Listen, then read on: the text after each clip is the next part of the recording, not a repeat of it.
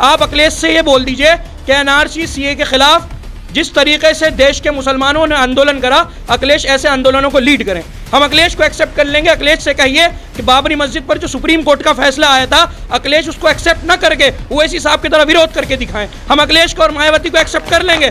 आप उनसे कहिए कि जब मुसलमानों को मारा जाता है, जब यूपी के अंदर 21 मुसलमानों को एनआरसी सीए के आंदोलन में मारा जाता है, जिस तरह अखिलेश गोरखपुर गए, जिस तरह अखिलेश कानपुर गए और 20-20 लाख रुपए के मुआवजे के इनाम ऐलान करके आए, इस तरह अखिलेश इन 21 घरों में आए जहां के मुसलमान बच्चों की लाशें अपने माँ बाप के सामने रखी हुई थी। इनके लिए 20-20 और 25-25 लाख का मुआवजे का ऐलान करें जब हम अखिलेश के साथ होंगे। अगर अखिलेश हमारे मुद्दों की बात नहीं करता तो अखिलेश और मायावती हमारी जूतों की नोक पर रहेंगे और ओवैसी हमारे सर पर रहेगा। अब दरी बिछाई कोई नहीं बिछाएगा, मुसलमान जो हिस्सेदारी की बात करेंगे। अगर हमारी लड़ाई योगी और मोदी से है तो ये बीच में जितने मुनाफिक हैं ना, अखिलेश यादव, मायावती, केजरीवाल जैसे लोग, ये लोग हमारी लड़ाई नहीं लड़ेंगे।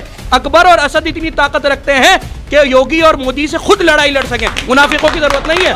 हैदराबाद में इन दो भाइयों की दबाव की वजह से वहाँ की सरकारों को मुस्लिम इलाकों में 250 प्राइमरी स्कूल चलाने पड़ते हैं। अखिलेश यादव का इंटरव्यू देखा, उनसे हिजाब के बारे में सवाल हुआ, अखिलेश यादव ने मुंह पे चुप्पी तो कर ली, मुंह पे टेप लगा लिया। हिजाब के बारे में कोई बोला? देखिए, आप जो सवाल कर रहे हैं कि आप दरी बिछाएंगे, करेंगे, बीजेपी जीत जाएगी, तो एक छोटी सी शायरी है इसी पे कि गिरती हुई सरकार बचाने के लिए हम, मतलब को है सीने से लगाने के लिए हम, याद आते हैं हम लोग ज़रूरत के लिए, बस एक जीत का माहौल बनाने के लिए हम, हिस्से की जो बात आए तो तुम और फ़कत तुम, इजलास में दरियों को बिछाने के लिए हम, नेता के लिए वोट का दर दर करें प्रचार, रैली में किसी शोर मचाने के लिए हम, हर बार हमें मोहरा बनाने के लिए आप, है आपकी सरकार चलाने के लिए हम सब के किसी वोट की वक़्त नहीं कोई, यानी कि फ़कत सीट बचाने के लिए हम।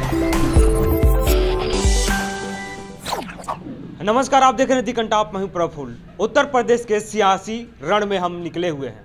सहारनपुर के देवबंद में मौजूद हैं और देवबंद आजकल चर्चे में है, और आजकल ही नहीं बल्कि देवबंद हमेशा से चर्चे में ही रहता है। कहा जाता है कि देवबंद से जो आवाज़ उठती है या जो बात निकलती है वो पूरे देश में सुनाई देती है उसी गूंज। तो आज देवबंद में हम जहाँ मौजूद हैं, ये MIM का कार्यालय है। यहाँ से असदुद्दीन ओवैसी साहब भी अपनी सियासी ताल ठोक रहे हैं और उत्तर प्रदेश की सियासत में एक नई कहानी, नई पटकथा लिखने की कोशिश कर रहे हैं। भागीदारी की बात हो रही है, परिवर्तन की बात हो रही है, क़यादत की बात हो रही है। और हमारे साथ मौजूद हैं उमर मदनी साहब, जो MIM के प्रत्याशी हैं, और यहाँ से मौजूदा जो विधायक हैं ब्रजेश सिंह है, और सपा, BSP, कांग्रेस, तमाम अलग अलग पार्टियाँ अपने योद्धाओं को मैदान में उतार दी है। अब देखना ये दिलचस्प होगा कि यहाँ का विधायक कौन मनोनीत होता है। लेकिन हम यहाँ पे जो मौजूद हैं MIM के कार्यालय में, आज बात करेंगे कि देवबंद एक मुस्लिम इदारा भी माना जाता है। देवबंद से की अगर बात करें तो मुस्लिम बाहुल्य क्षेत्र है, लेकिन बहुत कम ऐसे मौके आए हैं एक बार यहाँ से कोई मुस्लिम विधायक मनोनीत किया गया है, और पहली बार भी ऐसा देखा जा रहा है कि इकलौता यहाँ पे मुस्लिम कैंडिडेट हैं। आप शायद कि एक और है कोई कांग्रेस से भी है, कांग्रेस से भी है। तो खैर इस बार देखते हैं कि क्या इस बार भी ठाकुरों के यहाँ खाते में जाती है या फिर असदुद्दीन ओवैसी के भाषणों के बाद कुछ बदलाव आते हैं। खैर इन्हीं से बात करते हैं, शुरुआत करते हैं विधायक जी से। प्रत्याशी हैं आप, तैयारी कैसी है?